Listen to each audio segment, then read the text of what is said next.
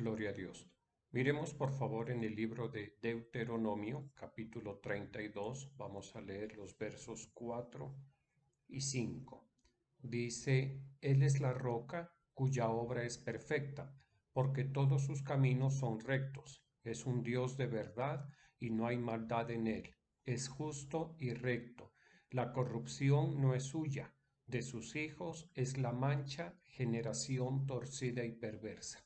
Te damos gracias, Señor Jesucristo. En esta mañana estamos ante tu presencia, dándote gracias, exaltando y glorificando tu nombre. Te pedimos que nos hables a cada uno de nosotros por medio de esta palabra, en el nombre de Jesús.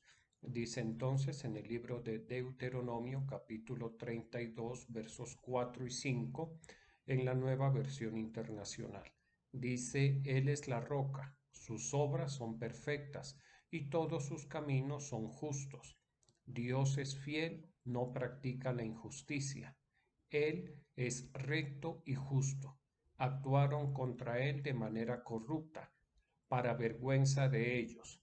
Ya no son sus hijos, son una generación torcida y perversa. Bueno, en este pasaje está hablando el Señor a través de su siervo Moisés en este libro de Deuteronomio y le está hablando de forma muy específica al pueblo de Israel. El mensaje está dirigido exactamente de forma precisa al pueblo de Israel. ¿Y por qué esto? Porque pues en este capítulo 32 de Deuteronomio ya prácticamente la peregrinación a través del desierto del Sinaí había durado, ya estaban, por lo menos iban, si no estaban en el año 40, estaban cerca del año 40 de todo ese recorrido por el desierto. Y pues en 40 años mmm, fueron muchas las ocasiones en las cuales el pueblo de Israel pues le mostró al Señor que lo había formado, que lo había rescatado del horno de fuego de la esclavitud de Israel, le mostró pues lo que tenía en su corazón. Fue demasiado tiempo para que Israel pusiera de presente lo que había en su corazón con respecto a Dios. Y entonces, pues el Señor, por medio de Moisés, primero está haciendo en estos versos, está hablando respecto a sí mismo. Por eso dice, Él es la roca cuya obra es perfecta, porque todos sus caminos son rectos, es un Dios de verdad y no hay maldad en él, es justo y recto.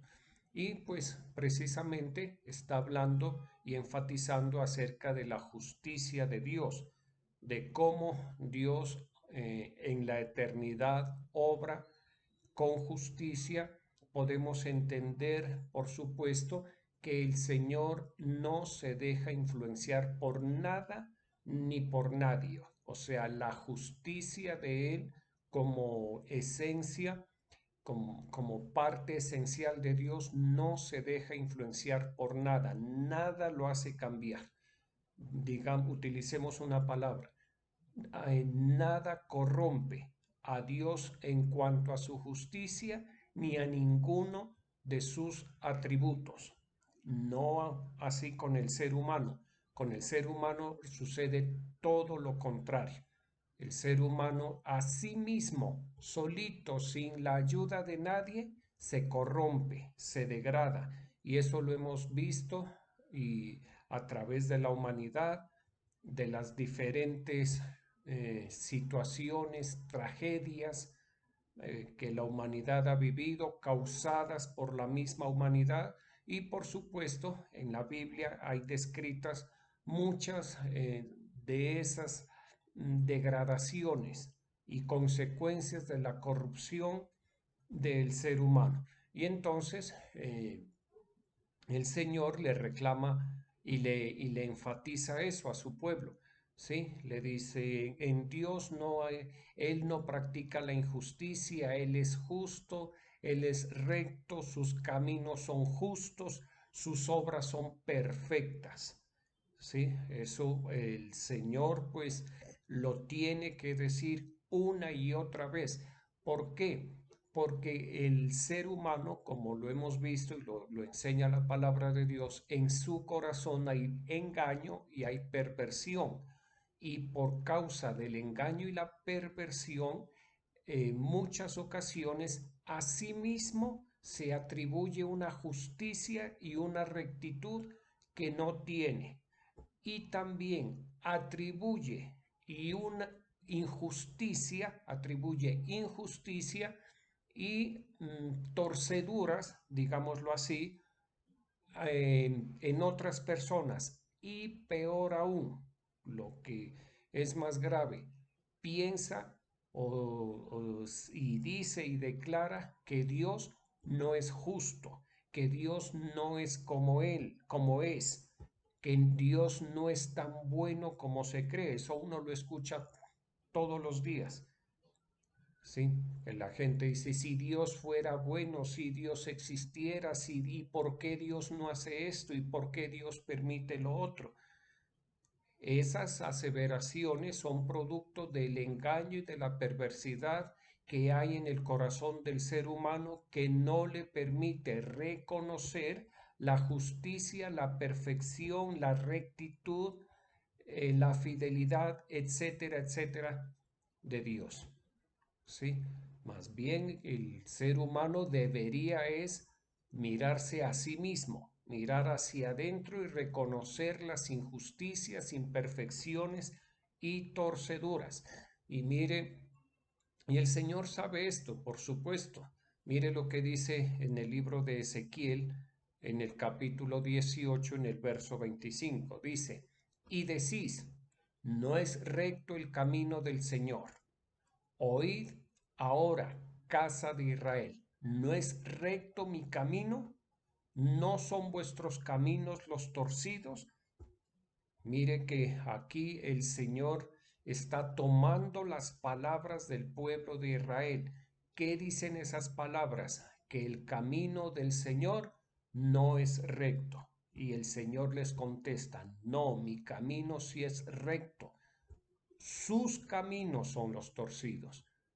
¿De acuerdo? Entonces, esto hay que tenerlo en cuenta y mire que mm, el pueblo de Israel y la humanidad, pues en su relación con Dios, en su trato, digámoslo así, con Dios, ha llegado muy, muy lejos.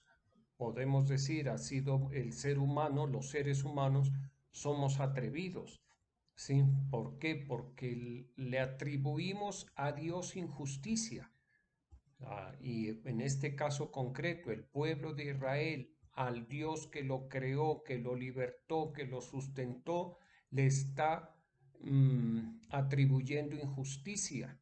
Al Dios que lo sostuvo con toda la paciencia, no solamente durante los 40 años que duró la peregrinación en el desierto, sino durante todo el tiempo, pues hasta que fue escrito el libro del profeta Ezequiel, bastante tiempo, aproximadamente unos 1000 años, más o menos, es bastante tiempo, ¿listo? Y mire, por eso es que eh, el Señor, aquí en el verso 5 de Deuteronomio 32, les dice, Dios es un Dios en verdad y no hay maldad en él, es justo y recto. La corrupción no es suya, lo que les decía hace un instante, en el Señor no hay corrupción, ni nada ni nadie le quita su santidad o le disminuye o le diluye o le desfigura su santidad. Nada. En el hombre sí, en el hombre la corrupción, pues eso está en el orden del día, definitivamente. Y mire que esto es tan grave que aquí dice, actuaron contra él de manera corrupta, para vergüenza de ellos. Ya no son sus hijos, son una generación torcida y perversa, dice en el verso 5 de Deuteronomio 32. ¿Listo? O sea, fue tanta la deshonra que Dios recibió de parte del pueblo de Israel que sostener, digámoslo así, la relación de padres e hijos ya era muy difícil. Y uno dice, sí, pero es que el papá nunca deja de ser papá y el hijo nunca deja de ser hijo. Muy bien, eso es completamente cierto. Pero esa condición de padre o de hijo no se pierde, pero la relación sí se puede perder. ¿Listo? ¿Y cuando se pierde? Cuando se descuida, cuando se maltrata tanto una relación, llega al punto en que ya no puede haber trato entre padres e hijos. Y eso lo hemos visto a través de la historia, eh, miles, millones de ocasiones. Sí, en las familias es muy frecuente eso, que los padres ya no tratan con los hijos, no pueden tratar, no hay diálogo, no hay un canal de comunicación, o los hijos con los padres dicen yo mejor no hablo, no trato, en fin. Son casos extremos, claro, son casos extremos, por supuesto, pero no son infrecuentes. Y en este caso, el pueblo de Israel maltrató tanto la relación con el Señor, inició por descuidarla. ¿Cómo la descuidó? No obedeciendo los mandatos, decretos, leyes, estatutos, preceptos que Dios le había dado, y respetando al Señor. Así la empezó a descuidar y luego volcándose a la idolatría. Y otra, que es bien delicada, la ingratitud. La ingratitud no pensemos que es algo de poca monta, como se dice. La ingratitud es algo bien delicado. La ingratitud es algo que muestra mucho, es una ventana que muestra lo que hay en nuestro corazón con respecto a Dios, y lo que se mira en la ingratitud, en el corazón del hombre, de la mujer ingrata, pues no es bueno. ¿Listo? Mire mire lo que dice aquí en Habacuc, este verso tan conocido, Habacuc capítulo 2 verso 4 dice, aquel cuya alma no es recta se enorgullece, mas el justo por su fe vivirá. Les decía que durante estos 40 años de peregrinaje de Israel en el desierto, pues tuvieron muchísimo tiempo y ocasiones o situaciones a través de las cuales ellos pudieron mostrar lo que había en su corazón. ¿Y qué mostraron? ¿Qué mostró Israel en el peregrinaje en el desierto? Y era que su alma no era recta.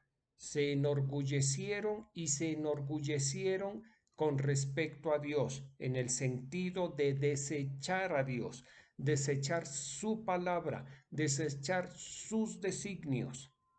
¿Listo? Y volcarse a la idolatría. Y mírenles, alguien dirá, pero eso no es así. Pues, ¿cómo le parece que cuando Moisés sube al monte Horeb o el monte Sinaí a recibir las tablas de la ley, estas personas, los príncipes, los más ilustres del medio del pueblo de Israel, van donde el sacerdote Aarón para aquejarse, a decirle que Moisés se había extraviado, que no sabían qué había sucedido con Moisés, y a solicitarle que con sus manos les haga un ídolo, un becerro de oro, y que lo aceptarían como Dios, y que ese Dios hecho con sus manos los llevaría de vuelta a Egipto. Digámoslo así, parece una locura, es irrisorio, pero pues es la verdad. ¿Listo? A ese punto llegó. Eso es una muestra nomás. de la necedad, de la torcedura tan tenaz que hay en el alma del ser humano. Y lo digo así en general porque esto no es únicamente de esa generación de judíos. No, las torceduras en el alma son propias del ser humano, propias de un hombre, una mujer en cuyo corazón hay eh, engaño y perversidad. El engaño y la perversidad tuercen el alma del ser humano. ¿Listo? En Proverbios capítulo 23, verso 19 dice, oye, hijo mío, y sé sabio, y endereza tu corazón al buen camino. Mire esa palabra tan propicia, tan genérica para todos, para el pueblo de Israel, para la iglesia. ¿Sí? Dice, oye, hijo mío, y sé sabio, y endereza tu corazón al buen camino. ¿Cómo enderezco mi corazón al buen camino? ¿Por dónde empiezo? Se empieza primeramente por respetar al Señor, por respetar los designios de Dios, haciendo uso de la fe.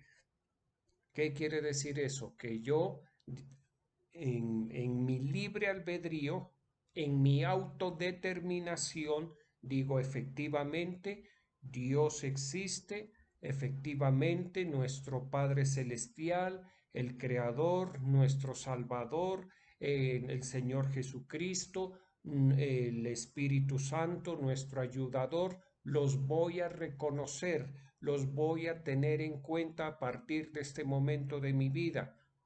¿Mm?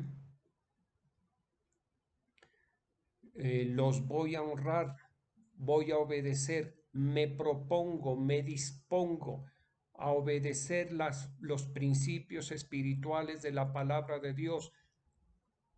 Entonces, cuando una persona hace eso, está en el camino a través del cual su corazón se puede enderezar. ¿Listo? Si esa persona continúa con ese propósito de obediencia, de reconocimiento, de respeto al Señor, de siempre tener en cuenta al Señor, pues poco a poco su corazón se va a ir enderezando. ¿Conforme a qué? Conforme al camino del Señor.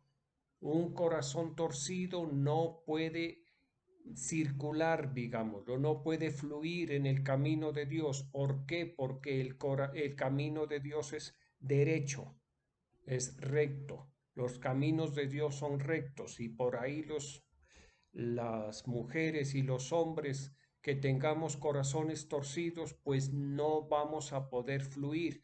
Es necesario que nuestro corazón sea enderezado. ¿Listo? Y ahí sí vamos a poder fluir y vamos a poder avanzar y vamos a poder llegar hasta donde ese camino de Dios nos va a llevar.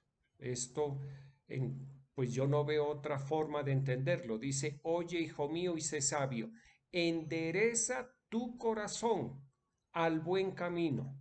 ¿Cuál es el buen camino? El camino del Señor, el camino de la fe, el camino dispuesto por Dios para nosotros. Hace poco lo veíamos, la Biblia lo dice, es el mejor de los caminos. ¿Listo? Es como que si dijera, y sé sabio y endereza tu corazón conforme al buen camino. Acomoda tu corazón al buen camino. Y mire en Proverbios capítulo 8, versos 8 y 9 dice, justas son todas las razones de mi boca, dice el Señor. Nada hay en ellas perverso ni torcido. Todas son claras para el que entiende y rectas para los que han hallado sabiduría. Mire algo, cuando nosotros hacemos ese ejercicio de disponernos, de autodeterminarnos para oír, para obedecer la palabra de Dios, pues es en ese momento cuando vamos a empezar a entender que las palabras de Dios son justas, que las palabras de Dios son rectas, que en Dios no hay nada ni perverso ni torcido. ¿Listo? Para llegar a eso, uno tiene que disponerse, hacer ese ejercicio consciente, permanente, a través de la fe, siempre a partir de la fe. Reconozco la palabra de Dios, reconozco los designios de Dios, reconozco la autoría de Dios en esta situación. Tengo una situación en mi vida, me acerco a Dios, pregunto, consulto al Señor, espero en el Señor. Así, de esa forma, poco a poco es que el corazón se va a ir enderezando. Dice en el Salmo 19, verso 12, dice: ¿quién está consciente de sus propios errores? Perdóname aquellos de los que no soy consciente. Nueva versión internacional. Esa oración no puede faltar en nosotros, porque permítame decirle algo, en nosotros hay muchísimos errores espirituales de los cuales no somos conscientes. La gran mayoría de los errores espirituales de cada uno de nosotros, nosotros ni siquiera somos conscientes. Me refiero a actitudes, en ocasiones actitudes de diversa índole con respecto a Dios. Por ejemplo, pereza. Por ejemplo, no hay disposición para la lectura de la palabra. Esa es una mala actitud. ¿Con respecto a quién? ¿A la iglesia? ¿Al pastor? No, con respecto a Dios, porque es la palabra de Dios, es la provisión de Dios, es el alimento de Dios, son los dichos de Dios. ¿Listo? De esa mala actitud, en muchas ocasiones no somos ni conscientes. Todo lo contrario, pensamos que estamos bien. Otra mala actitud, la incompleta o intermitente sujeción a los líderes que el Señor ha puesto en la iglesia.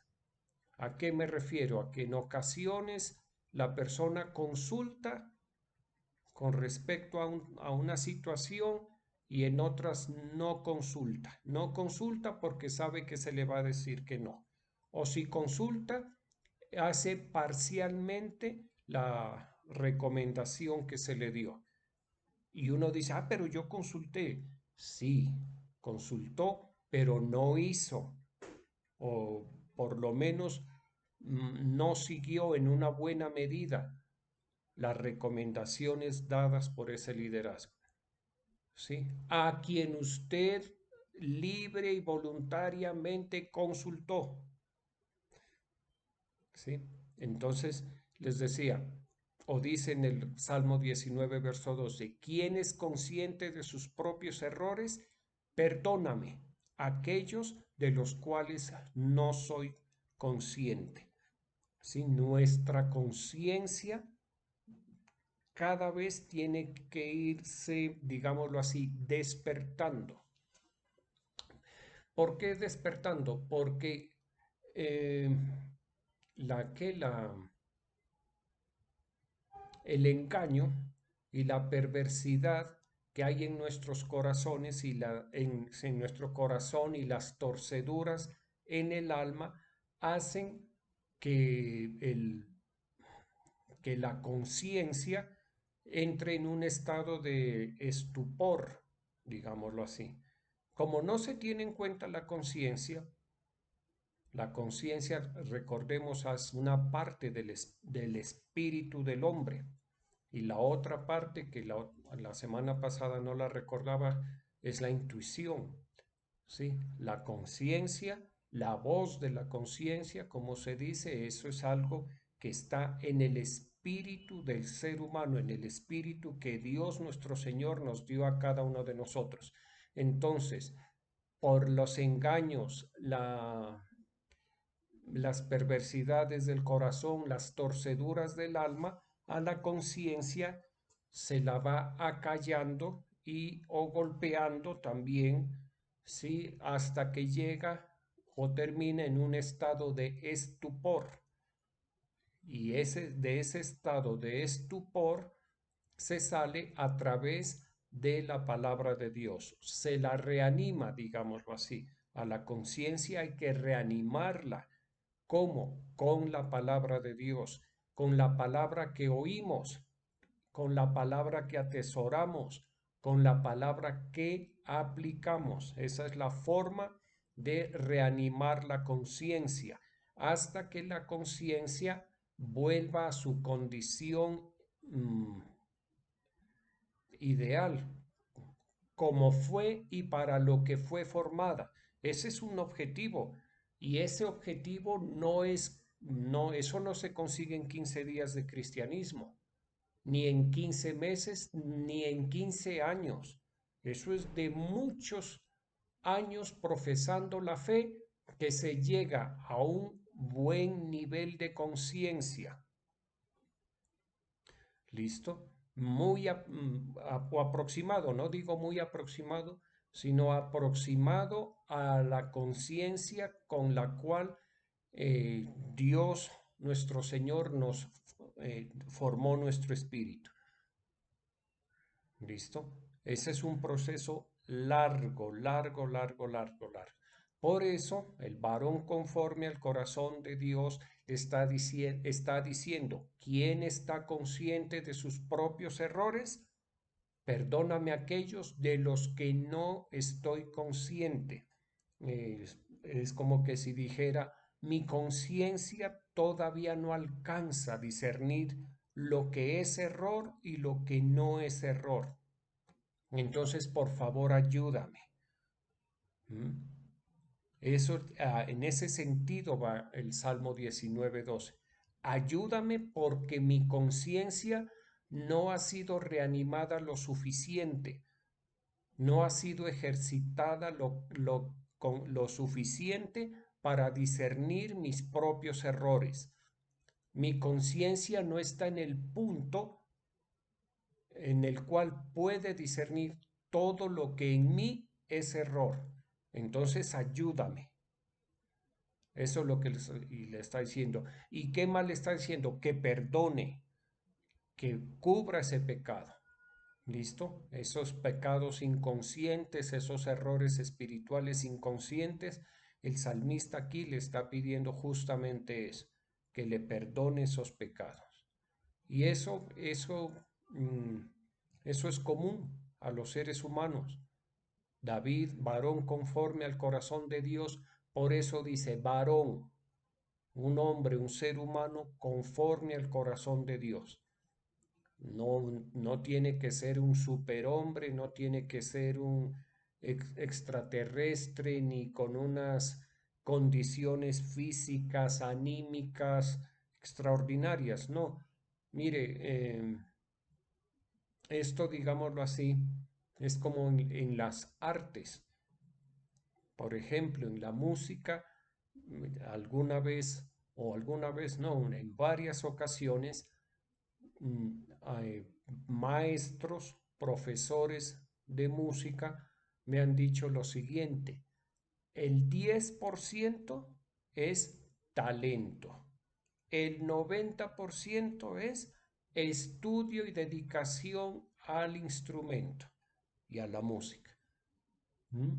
O sea que podemos decir, en David el 10% era la dotación que tenía de parte de Dios y el 90% era dedicación de David al Señor, devoción, respeto, entrega, esfuerzo. ¿Listo? Uno piensa que no, pero es que yo no tengo esa dotación o que Dios me hizo así, entonces yo no voy a hacer ningún esfuerzo porque así estoy bien. No, no, no. Eso es un error, un error. ¿Sí? No, mire, por eso la voluntad es algo tan, tan importante en nosotros. Y la voluntad hace parte, recordemos, de nuestra alma. Y cuando el alma, póngale atención, cuando el alma está torcida, como dice aquí en Habacuc, aquel cuya alma no es recta, o sea que está torcida, se enorgullece, mas el justo por su fe vivirá. ¿Listo? O sea, cuando el alma está torcida, o sea que no es recta, las personas eh, generalmente dicen, no, pero es que Dios, o es que el fulano, o es que en la iglesia, cuando el alma está torcida, se atribuye las responsabilidades a terceros.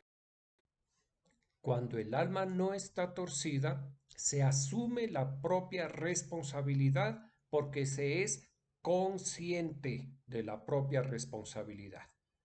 ¿Listo? Y aquí dice, aquel cuya alma no es recta se enorgullece, se, se pone soberbio, altivo, fatuo y no reconoce sus errores, no reconoce a Dios, no reconoce a nadie. Mas el justo por su fe vivirá. Y aquí cobra importancia la fe. Y ya lo venimos diciendo, todo nace a partir de la fe. ¿Listo?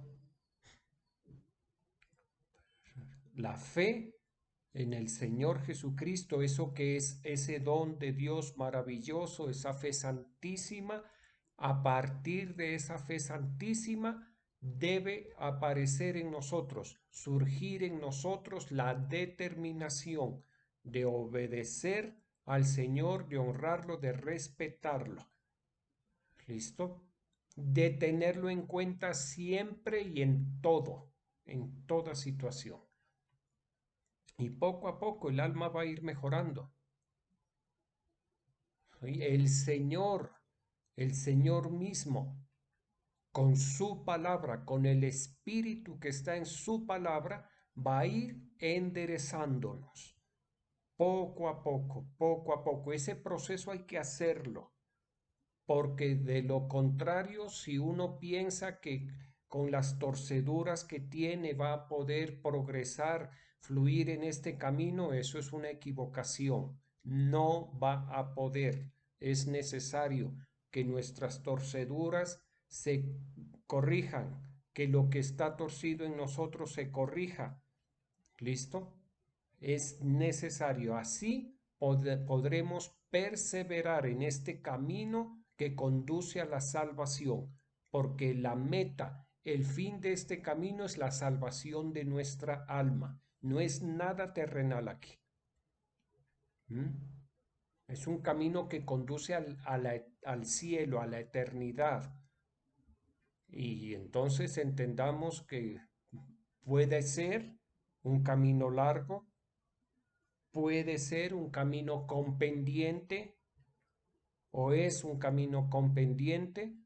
Entonces, si haga de cuenta, si nuestras ruedas están torcidas, es como un carro que tiene cuatro ruedas y dos están torcidas, una tira para un lado, la otra tira para el otro. Eso se llama desalineado. Y eso a los carros hay que hacerle una alineación, que las cuatro ruedas queden en una misma dirección, sobre todo las ruedas delanteras, donde con la que se dirige el carro, hay que alinearlas. Y eso se ve frecuente, sobre todo en los carros viejitos, que una rueda quiere coger para un lado y la otra para el otro. Esos carros, primero, son un peligro para el que lo conduzca y para el que lo use. Segundo, no pueden andar rápido. Tercero, no hay garantía de que lleguen a la meta. No hay garantía. Se dañan, se averían y lo dejan botado. ¿Listo? Mire lo que dice el Salmo 40, verso 2. Dice, y me hizo sacar del pozo de la desesperación, del lodo cenagoso, puso mis pies sobre peña, enderezó mis pasos. ¿Listo? El Señor a través de su palabra es que va enderezando nuestros pasos.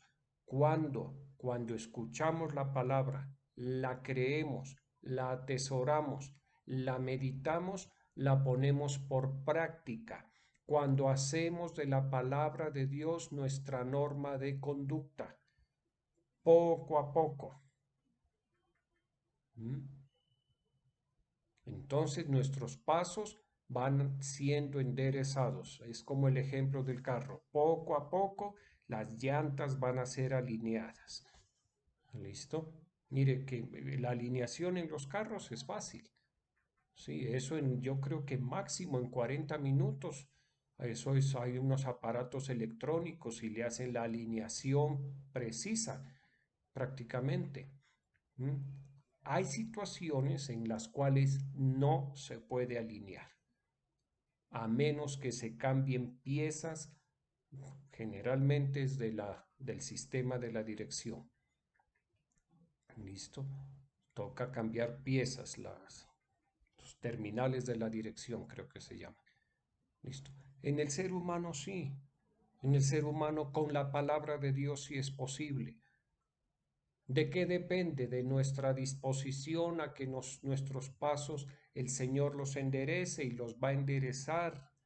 Y vamos a caminar o vamos a transitar por este camino recto del Señor y nos va a rendir y vamos a avanzar y finalmente vamos a llegar a la meta que es la salvación de nuestras almas. Todo empieza, como le decía, a partir de la fe obediente, de la fe con entendimiento. Es que si una persona obedece es porque entiende. La obediencia es producto del entendimiento que se tiene, del entendimiento espiritual. ¿Listo? Vamos a orar, por favor. Te damos gracias, Señor, en esta mañana estamos delante de ti. Yo estoy bendiciendo los tributos de tus hijos y de tus hijas. Gracias por la fe que tú les has dado. Gracias por la posibilidad de tributarle al Rey de Reyes y al Señor de Señores, Señor. Bendice, multiplica, prospera estas obras de fe en tus hijos en el nombre de Jesús. Te damos gracias, Señor, te damos gracias. En esta mañana estamos bendiciendo, glorificando tu nombre, Señor, pidiéndote que nos ayudes, pidiéndote que perdones los errores que nos son ocultos. Hay tantos errores espirituales de los cuales no somos conscientes. Te pedimos, por favor, que nos limpies, que cubras con tu sangre, que perdones esos errores ocultos, Señor. Perdónanos, por favor, ayúdanos, Señor Jesucristo, fortalécenos en este camino, Señor, como dice el Salmo 40, endereza nuestros pasos, Señor, endereza, nos ponemos en tus manos para que seas tú enderezando nuestros pasos, Señor. Te damos muchas gracias, Señor, en esta mañana. Yo oro por las vidas, por las familias, por cada persona de la iglesia Torrefuerte y Genezaret. Oro para que la misericordia, el favor, la gracia de nuestro Señor Jesucristo estén sobre cada una de sus vidas, Señor. Oramos de igual manera por el señor presidente Gustavo Petro. Ayúdale, por favor, ayúdale. Dirígele, Dios Todopoderoso. Oramos por el pueblo colombiano, por la Iglesia de Cristo en Colombia. Favorece a tu pueblo, favorece a la iglesia, Señor, a la iglesia tuya, a la iglesia de Cristo. Favorécela en el nombre de Jesús. Yo bendigo a tus hijos y a tus hijas en el nombre del Padre, del Hijo y del Espíritu Santo. Amén.